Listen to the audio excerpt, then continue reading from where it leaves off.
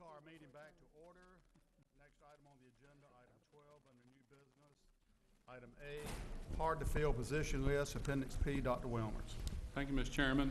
You may remember that the Compensation Review Committee, one of the recommendations from it was that we look at support positions throughout the system. Typically, we give a 1 for every 2 years of outside work experience, but where we looked at how we were competing with these positions, with certain positions within the system, mostly in maintenance and technology, we weren't being competitive. The committee made a recommendation that what we look at is the hardest to fill positions throughout that area, and then move to a 1-to-1 reward of outside experience. Even though that would up where we are on the pay scale, if a plumber or an electrician, a master plumber here has 25 years of outside work experience, we would give them that 25 years on the pay steps to figure their salary. It still doesn't get us to where we need to be on every position. We're still not totally competitive in some areas, but it does help significantly. So we asked everyone to look at those positions. We actually did this 3 times over the last 2 years to look at where this was, and I'd like to recommend that you approve this for this year. We will bring back a new list next year, may include some of the same, may change some. This list is meant to be a 1-year only list, and as the needs of the district change and as the job market changes, you would approve this list every year. Okay. So just because it may be the deaf-blind interveners on there this year may not be on there next year, or may be back on again next year if they still hard to fill a position. But once it's approved, let's say I'm a plumber with 25 years experience, so I'm gonna go to a certain step for this year only? If there's a new vacancy, I'm not going back and taking your steps away. Okay. No. It's only for positional openings. Maybe next year, that might not be on there. Right. Okay. It's for new hires I this didn't think year. we were taking it away. Yeah. Right, no. Motion, did we? Motion to approve. Second. Questions? All those in favor, please say aye. Aye. Opposed? It's approved. Item B, budget resolution, Appendix Q, Mary Hazel Small. Thank you, Mr. Chairman. Based on the budget that we proposed tonight, we're presenting the budget resolution, which is the summary of all funds as proposed. We certainly will have some amended state amounts, once we get the final state allotments. We went ahead and went through all the salary changes with you, but those actual funding changes are not included yet because we're still basing that on planning. But we request your approval of the budget. Motion to approve. Second. Comments or questions? All those in favor, please say aye. Aye. Opposed? It's approved. Item C, budget amendments, Appendix R, Mary Hazel Small. Sorry, cut the microphone off. Sorry about that. This has to do with, let me open it back up again. This is a transfer needed in the bond that relates to the next 2 items on the agenda in order to award the bids for the Laney addition, having to move some money from the Laney roofing project as well as from the bond contingency in order to be able to award that. And if you have questions, Mr. Anderson will be glad to answer them. Move for approval. Second. Questions? Yeah, could you explain it again? What you're resetting the ability to draw money from it by doing your budget amendment up front and then ask for your change order? Well, normally this is the budget that we carry over from year to year for the bond. And so we haven't done the actual carryover that we bring to you in September because we don't know exactly how much our accruals are going to be. But for this particular item that you approved, the bond budget that you approved last year, we're asking you to transfer from one line item to the other, most significantly from contingency, so that we can award the project. Okay, thank you. Any other questions? All those in favor, please say aye. Aye. Opposed? It's approved. Item D, change order number 2 to the CMAR agreement for Hoggard High School additions and renovations, Appendix S. Mr. Hance. Yes, Mr. Chairman, thank you. Request that the board approve change order number 2 for Hoggard High School. Move for approval. Second. Questions? All those in favor, please say aye. Aye. Opposed? Approved. approved. Item E, change order number 2 to the CMAR agreement for Laney High School addition and renovations. Appendix T, Mr. Hance. Yes, Mr. Chairman, I request that the board approve change order number 2 for Laney High School. Move for approval. Second. Questions? All those in favor, please say aye. Aye. Opposed? It's approved. Item F was deleted. Item G, nurses contract, Appendix V, Dr. Holliday. Thank you, Mr. Chair, members of the board. This is our annual contract for our nursing services in our schools. And we have had a really good relationship with the health department, and moving forward on this, ask that you please approve this contract. Move for approval. Second. Questions? All those in favor, please say aye. Aye. Opposed? Approved. Item H, Child Development Center, Appendix W, Dr. Holliday. Thank you, Mr. Chair, members of the board. This is our contract that we work with our special education child find, our children who are of preschool age, 3 and 4 usually, who have special needs that we contract with the Child Development Center that we've been working with for several years. In fact, the next several contracts I'm going to be talking about are the same thing with different agencies. So we do contract with these for working with our children who are preschool age that either will require a IEP or already have such a document. So I ask that you approve it. Move for approval. Second. Questions? Yes. Michelle? Is this funding, Mary Hazel, federal funding? Most of it is special education funding that passes through to the state, So Most it's of it's Fed state. passed through the state? from the state, Okay. yes, sir. State Program 63.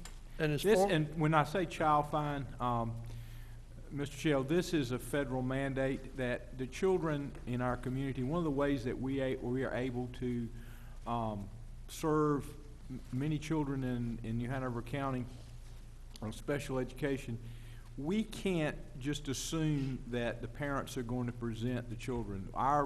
The law requires, the federal law requires that we find the children living in our communities that require services. That's one of the things that we must do. And that's very difficult, as you know. It's like finding a needle in a haystack. So you want to find them early. And so we do that through our preschool programs. And we have some of those that are actually in our pre-K centers, but many of them are in these centers that we contract with. So this is basically a continuation of services that we have in our own pre-K center as well. and it's an $800,000 contract. So does it generate any additional attention at audit time? No, and the money is very specific as to how it can be Right. used. And so it's one of those programs that it's like the only 1 or 2 line items in the whole program in terms of I just expenditure. meant from a compliance standpoint and I mean, how they they. would review the contract, but that would be it. Yeah, this is really all we can use it for. Okay, I'm good. Any other questions? All those in favor, please say aye. Aye. Opposed? It's approved. Item I, Easter Seals, United Cerebral Palsy, Appendix X, Dr. Holliday. Yes, thank you, Mr. Chair, members of the board. This is the same kind of contract that we had with Child Development Center. This is just simply another center. This is United Cerebral Palsy Center, which is out there on the old military cutoff road. You're doing the same thing that we do with the CDC. I ask that you approve it. Move for approval. Second. Questions? All those in favor, please say aye. Aye. Opposed? It's approved. Item J, Advisory Council for Exceptional Students, ACES, Appendix Y, Dr. Holliday. Yes, thank you, Mr. Chair. Members of the board, this is our Advisory Council for Exceptional Children, our ACES group, that is required that you appoint. They've done some excellent work over the past couple of years with Ms. Estep being your representative on this. They're very active. Ms. Askew from my staff working with this, and these are the recommended members of this committee, and they're broken out by what they represent, and we'd ask that you please approve the members of the ACES committee for the 16-17 school year. Move for approval. Second. Questions? All those in favor, please say aye. Aye. Opposed? Approved. Item K, agreement of services and expenses between UNCW and Hanover County Schools, appendix Z. Dr. Holliday. Yes, this is with our early college, Isaac Bear Early College, and was to have come when we approved the MOU. It did not, so we're bringing it back tonight so that we can actually now approve the agreement of services and expenses. So I ask that you please approve this. Move for approval. Second. Questions? All those in favor, please say aye. Aye. Opposed? Approved. Item L, retention pond maintenance, appendix AA. Mr. Hance. Yes, Mr. Chairman, request that the board approve the contract for retention services. Move for approval. Second. Any questions? All those in favor, please say aye. Aye. Opposed? Approved. Item M, bids for New Hanover High School Brogden Hall HVAC improvements, appendix BB. Mr. Hance. Yes, Mr. Chairman, request that the board approve the award for the air conditioning of Brogden Hall. Move for Second. approval. You said that with such I want to be flair, the didn't first you? one. No, you didn't make it. She got ahead of you. Any comments, questions, or Yay. Hallelujah. all those in favor, please say aye. Aye. Opposed? Approved. Item 12 on the new business, continued. Item N, sole source resolution with learning focused, appendix CC. Dr. Smith. Yes, Learning Focus is an instructional framework that we've identified for use with our priority schools for the 16-17 school year, and we would ask the board's approval for the sole source resolution with Learning Focused. Move for approval. Second. Any comments, questions? All those in favor, please say aye. Aye. Opposed? It's approved. Item O, sole source resolution with Pearson for AlMsweb Plus, appendix DD. Dr. Smith. Yes, AlMsweb Plus is what we are proposing as a district to use as our universal screener. It's a formative assessment system that will be an integral part of our MTSS process, which stands for Multi-System of Support, and would ask the board's approval for the sole source resolution with AlMsweb Plus. Move for approval. Second. Comments, questions? Question? Yes, just one. Yes, sir. Is this a continuation of what you've been doing? No, this is new. We put together a committee. Actually, we've been looking at this for more than 2 years, and we put together a committee to look at various solutions that would be able to fill in the gaps in terms of, I guess, providing us that beginning of the year, middle of the year, and end of the year data to evaluate whether or not children are making the progress that we want to see. And this was the recommendation of that committee. What are the costs in year 2 and year 3? It would be very similar to this. This would be a recurring cost that the district would have to continue this, this program or utilizing this resource. No additional cost associated other than this? No, there may be some slight additional training costs, but we often operate with the trainer model, so we probably would see a decrease in the costs related to the training. Okay, thank you. You're welcome. Any other questions? All those in favor, please say aye. Aye. Opposed? It's approved. Item P, VIF contract, appendix EE. Dr. Smith. Yes, would ask the board's approval for the VIF contract. In this, you have the service agreement, which we signed last year, which extends for 3 years, but I wanted to include that. And also, it included the instructional support pieces. So it would be the SPLASH services as well as the global programs that would be at both Forest Hills and also Gregor, and would ask the board's approval. Move approval. Second. Comments, questions? I Mr. have a Shell? question. When do the teachers arrive in the summer? The exact date? No, but like in general, isn't it about a Well, week before? typically, it's based on their passport, and usually it's just a very few days before the school year starts.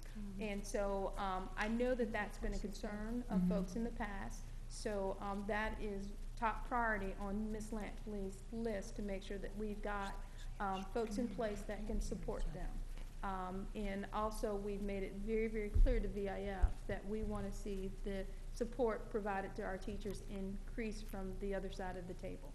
Ms. Lampley has been at work, today makes a week in one day, but already this is a priority for her. What I'd like to see is that support start before they hit the ground in our country. I think it would be great to reach out to them before they leave.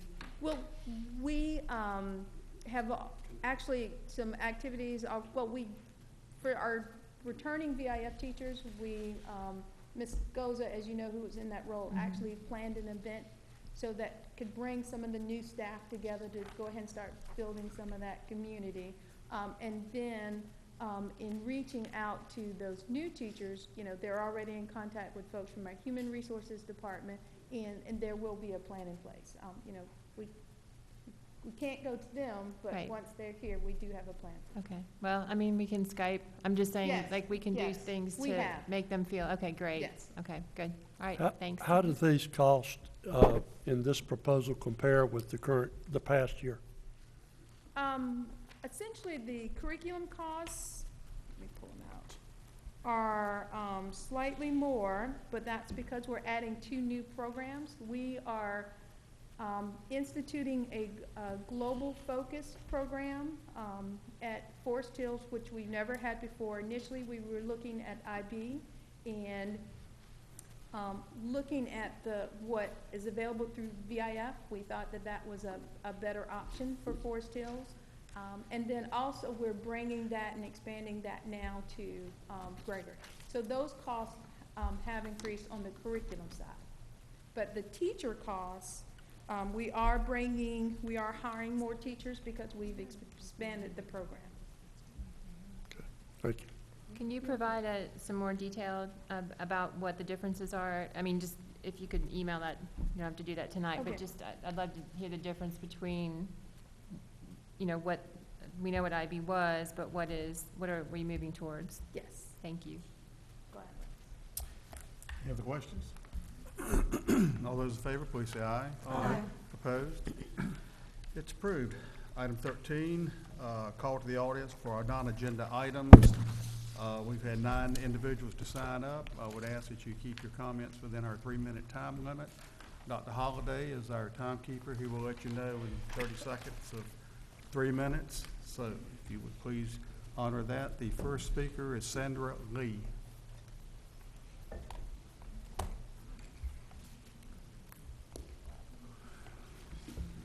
Okay. Second speaker, Cameron. I didn't know I was signed up to speak, I'm sorry. Can I deal with someone else? No. Sandra Lee signed up to speak. Who is Sandra Lee? Okay. I'm Sandra Lee, and I didn't sign up to speak. I think this answers our question from last time. I did sign up Last last time. Did he roll over? Well, I have to go by this. We'll go to our second speaker, Cameron Connect.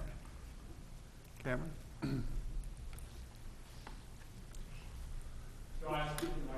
Please. Yes, up here.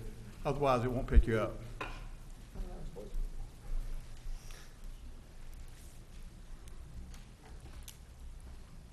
I'll try and keep this brief. My name's Cameron Connect. I am a rising senior at Isaac Barrett Early College. And today I'm just rising to address an issue that I encountered this last semester involving actually some of the online educational instruction that I was personally receiving. The issue that I encountered is the deadline that involves these classes. There was a direct miscommunication at the county level with my school on what the deadline actually was. And to preface this, I'd just like to give a little bit of history so you can understand where I'm coming from. I'm in a little bit of a unique situation already at Isaac Barrett, but already as the past semester I served as a United States Senate page in DC. So I was already afforded a unique situation when I was coming home for my second semester of my sophomore year, where I was not taking college classes at UNCW, as instead I was enrolled in 2 classes at Isaac Bear, graduation project and online health. And the online liaison at the school who runs the who runs the classes had said you are eligible to sign up for free online classes if you so choose, and you will have a full year to complete the online class. And I was like, okay, I'll sign up for a class, it'll be fun. So I decided to pick one, knowing that I would have a full calendar year to complete the class. And in coming back, I spent a lot of my time that I had free, since I had such a lax semester, engaging in the community through graduation project, directly volunteering in the schools, hosting voter registration drives, and directly plugging myself into the Republican Party here locally. So I sort of put this one class that I knew I had a full calendar year to complete on the back burner so that I could focus on these other things that were more pressing, specifically volunteering and networking and getting myself to the position that I have now locally, as I have basically a full-time job with the local Republican Party here as a turf coordinator. So the class was sort of put on the back burner.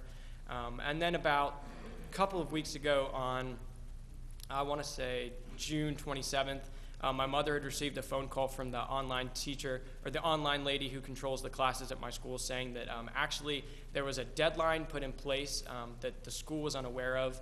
And so I decided to meet with my principal and the lady herself and talk about this. And she said that when she told me that I would have a full year to complete the class, was actually wrong. And instead that there's a deadline on August 24th for online classes. So my question to the board is, I feel like I'm being wrongly penalized, as I was directly told by the lady at my school that I would have a full calendar year to complete the class. But now, 8 weeks before the class is over, I'm being told that I have to finish it. And 2 of the weeks I won't even be here, as I'm going on a mission trip and I'm going to work at the National Convention in Cleveland. So that's my question. We'll refer that to Dr. Holliday, and Dr. Holliday, if you will contact his office, he can take care of that for you. Correct, Dr. Holliday? Right. Okay. Thank you. Thank you. Next speaker, Abigail Gardner.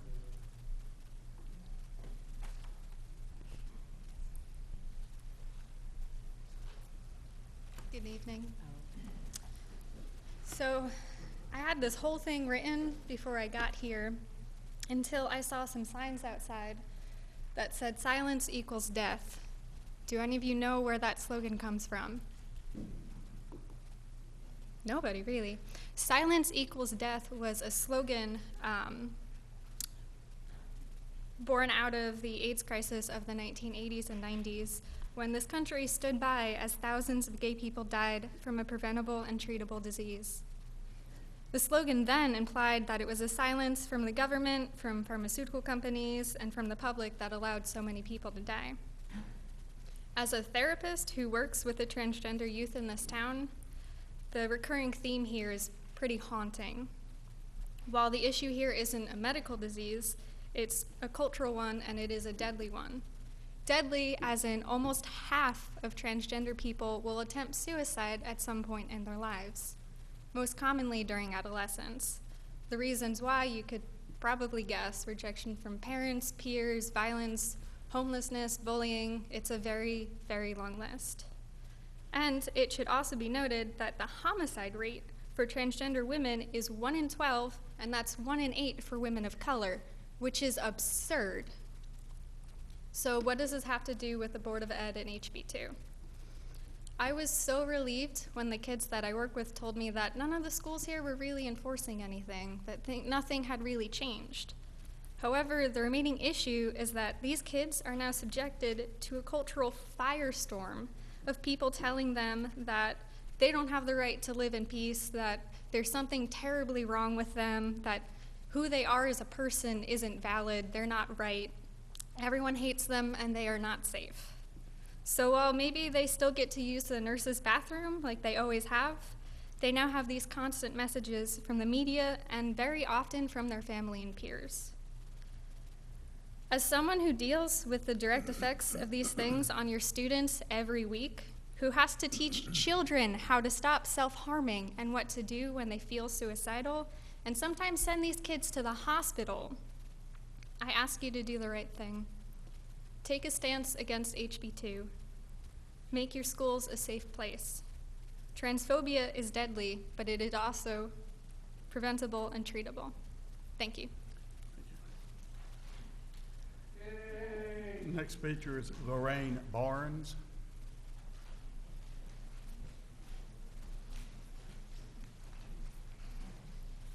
Good evening, and thank you, respected board members, for this brief opportunity to talk to you. In a world where bigotry, hate, discrimination should be a moot point at this point, it's far from being that.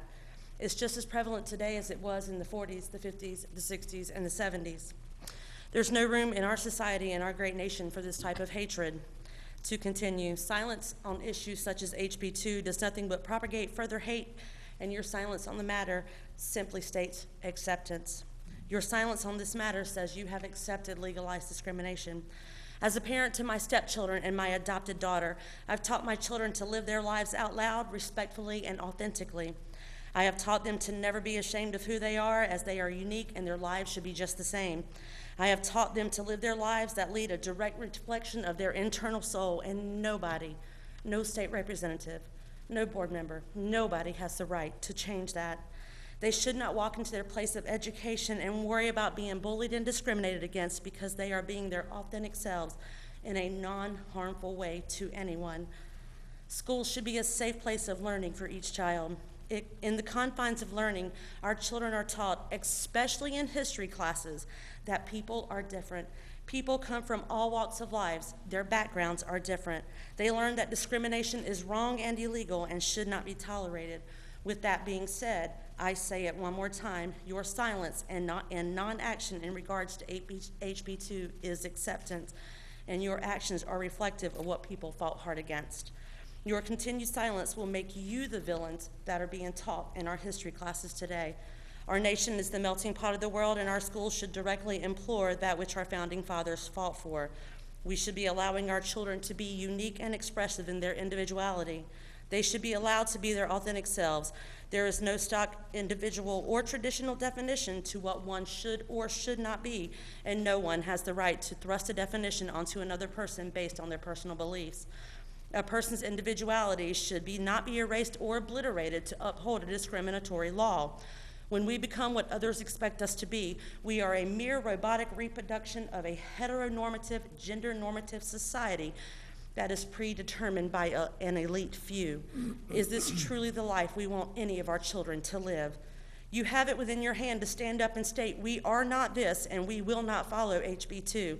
We will not tolerate in our school systems legalized discrimination. Express your individuality as leaders in our community and say, we will not allow our state to harm our children.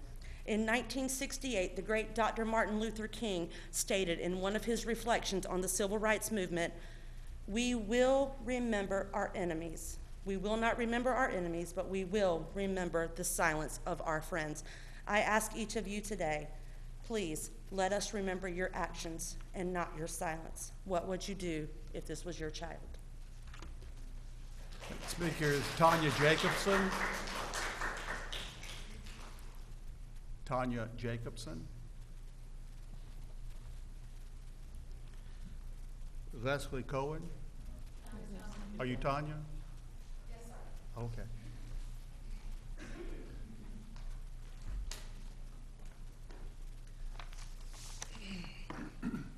Hello, my name is Tanya Jacobson, and I would like to thank everyone for being here this evening.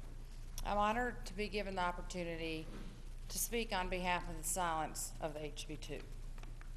First, I'd like to begin by stating how crucial it is in allowing each student the freedom of choice, the freedom of expression, and the freedom of self-identity.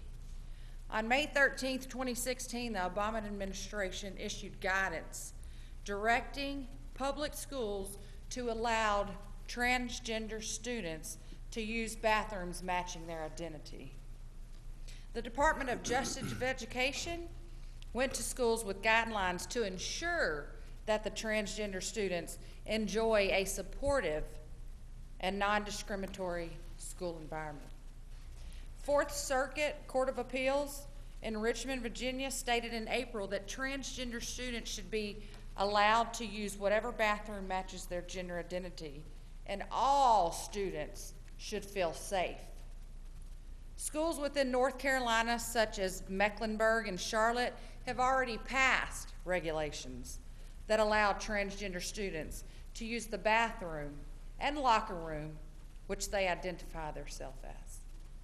New CMS regulation, which states that starting in August 2016, teachers and fellow classmates will call transgender students by the noun or pronoun of their identity. We ask for a compliance in our schools in assembling the repeal and regulations needed in giving back these rights that have been taken from our children. There is no room in our schools for discrimination of any kind, including discrimination against transgender students based on their identity. This is just a start in accepting people for who they are. This is about educating our children, not teaching them hate towards differences. Teachers and students have tattoos they hide, piercings, addictions no one knows about. But because of a small group who are true and honest to themselves, this HB2 has brought so much hate to not only our children in the schools, but the state of North Carolina. We are in headlines across this nation because of HB2. This is about courage, understanding, and compassion. These are our children. This is our community, and this is about listening to our students. There's enough bullying and hatred going on already in our schools across this nation. Let's join together to repeal the HB2 bill and allow these innocent children to live the life that they've been given. Thank you for your time. Next speaker is Leslie Cohen.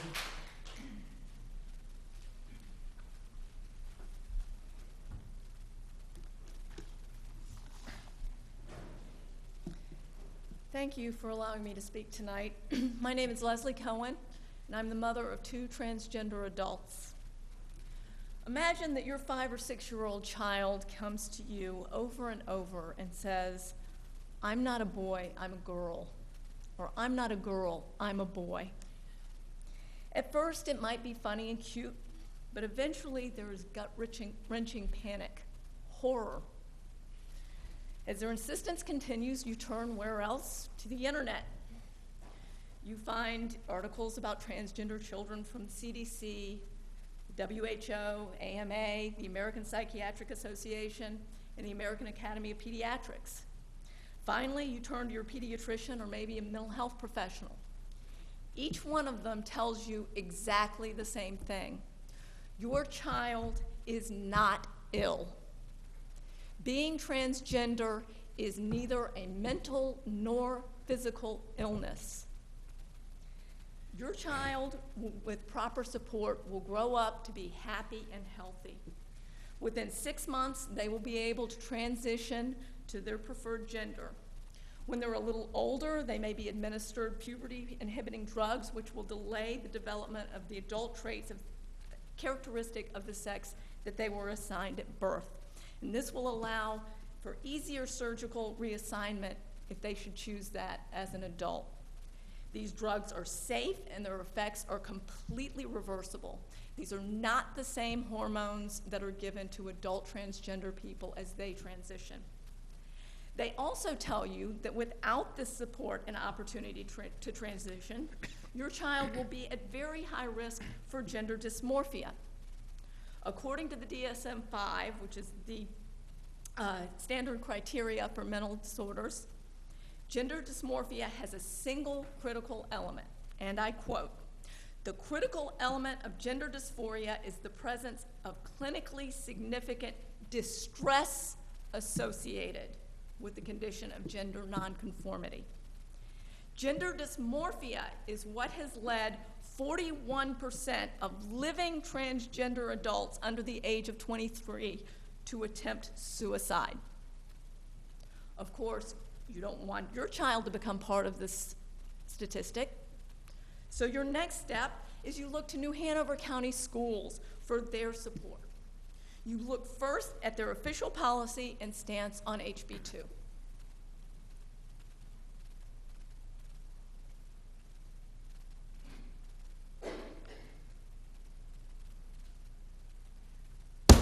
Your silence is deadly. Thank you. Next speaker is T.R. Dunley.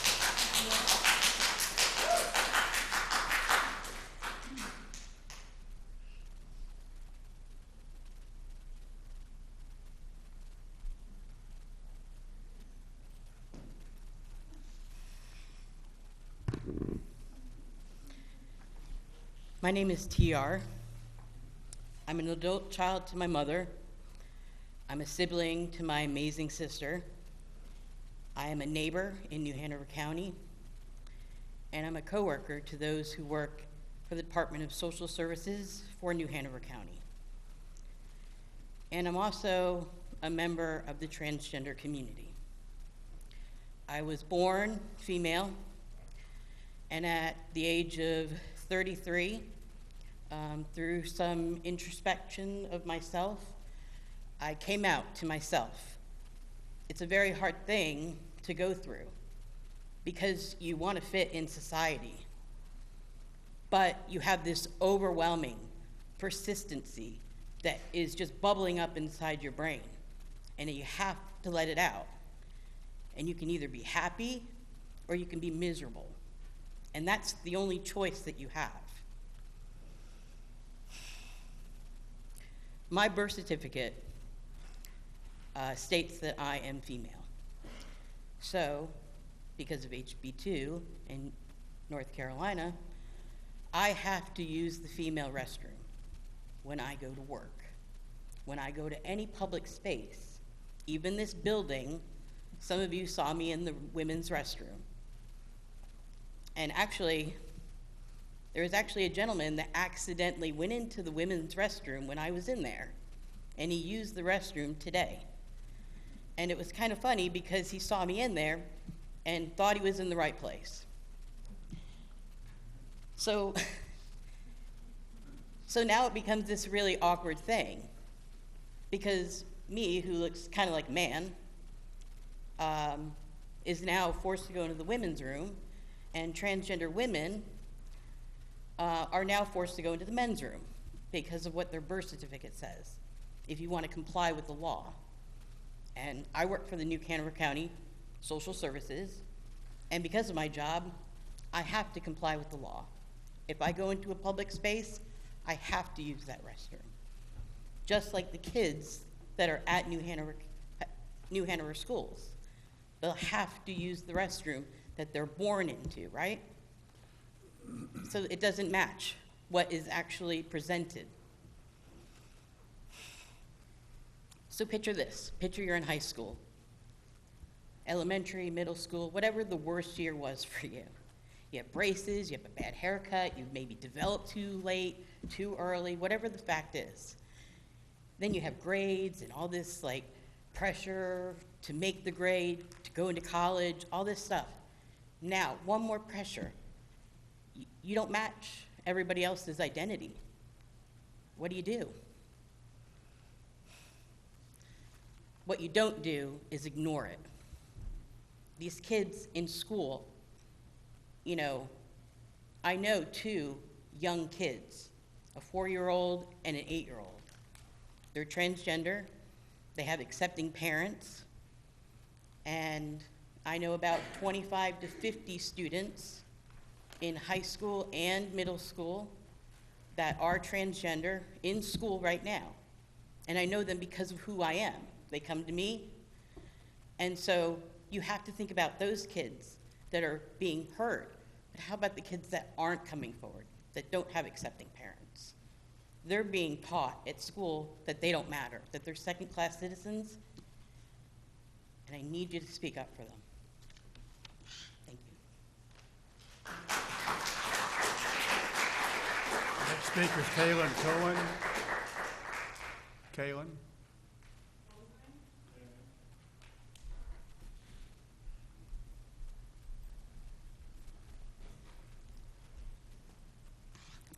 Hello, I'm Kaylin Kuhn, and I attend John T. Hoggard High School in Wilmington, North Carolina.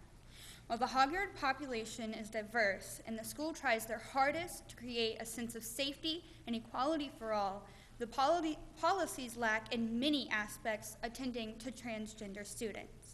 Of the many students that identify within the LGBT community, transgender individuals seem to be especially targeted in schools, not only within the student population, but as well as the staff and administration. As in the case of one transgender female-to-male student that attends Hoggard, there are a couple of problems. While many teachers and staff refer to him by his preferred pronouns, he and him, and is thought of within the student body as male, the school itself does not officially see him as male, but still female. Therefore, while taking physical education, he was placed in the female locker rooms and put on the girls' teams. There are also no gender-neutral restrooms within the school except at the nurses' station.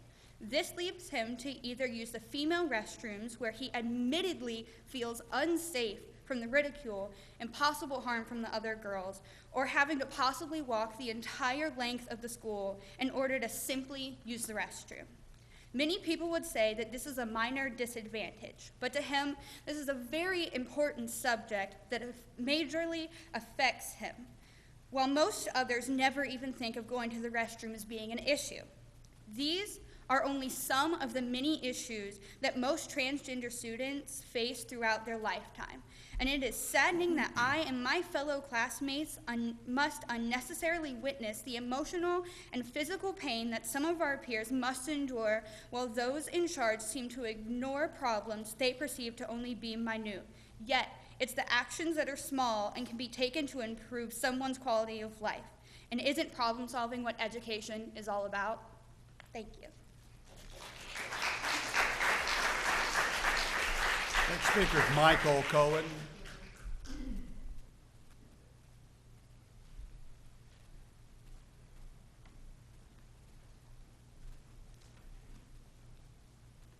Hi, everybody. Thank you so much for letting me speak. My name is Michal Cohen. I'm a school counselor here in Wilmington. I've worked in education for 23 years. I'm here to respond to this board's silence on HB2. I do my job, I'm a school counselor, because I am passionate about protecting and empowering the vulnerable, the marginalized, the disenfranchised, the struggling, all children, making sure that all students are learning in a safe environment. I explain to my younger students when they ask me what I do, that my job is to make sure that 100% of the students in my school are safe 100% of the time. That includes math, recess, definitely recess, hallways, and the bathrooms. As educators, it is our job to make sure that every student gets what they need in order to learn. We talk about this all the time in the context of children with learning disabilities, children coming from unsafe homes, children who are hungry. We know if a child feels stressed or unsafe, they cannot learn. Their cognitive abilities are hindered. That is why we have IEPs, 504s, school social workers and counselors, free breakfast and lunch programs, and Title IX. Our job as educators is to ensure that whatever their circumstance, they are protected and given an equal opportunity to take in information, to learn. It's as simple as that. 100% of children, 100% of the time. That's your job. Thank you.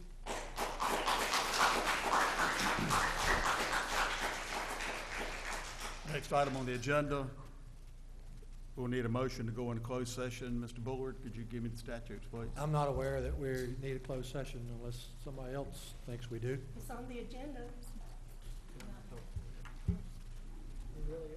We have a hearing coming up. We just need to know if it's going to be 4 or 7.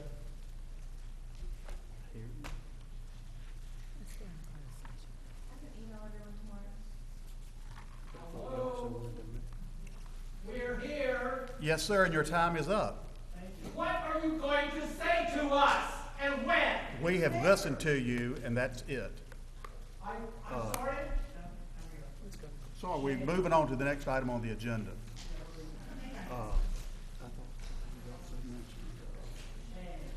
Shame, shame, shame, shame, shame, shame, shame, Okay. shame.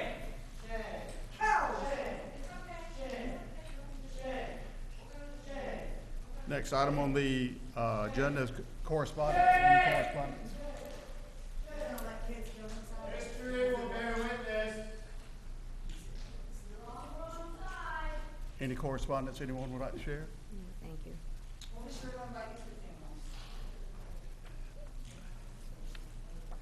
Announcements. The Board of Education will hold its regular meeting on Tuesday, August 2nd, 2016 at 5:30 in the Dale K. Spencer building, because I think the demolition will be going on in this building. Any other announcements from any board members? I would just simply say, as far as in way of announcements, that as Dr. Markley stated, that we took a tour, Mr. Anderson, Dr. Markley and I last week, and visited Hoggard, Laney, Porter's Neck, Sidbury Road, and A regular field trip. I tell you, and it was, they're moving right along. Porter's Neck School is really moving forward. Yeah. So the next meeting we have, other than a hearing, is in August. Is that correct? Correct. Okay, I want to make sure I got my calendar right. For what hearings? I'm missing. We have an employee hearing, and you have to decide if you want to hear it as a full board or as a sub. But have we received anything on that? No. Oh, okay. That's, I wonder, I don't know then, so I don't feel bad. We will. I didn't know if I had missed an email. No. Okay. We will get that to you. Okay. And as Ms. Eastep asked, we do those tours, we go about once a month to check progress. So if anybody, up to 3, because we can't have a quorum, would like to join us on our August tour, let us know. So I got Ms. Eastep, and I'll let you, and we'll remind you when we get close to that point. I'd love to go. That'd be great. Okay, yeah, they're turning dirt, even at Laney. Okay, any other announcements? If not, motion to adjourn? So moved. Second. All those in favor, please say aye. Aye. We are adjourned, thank you.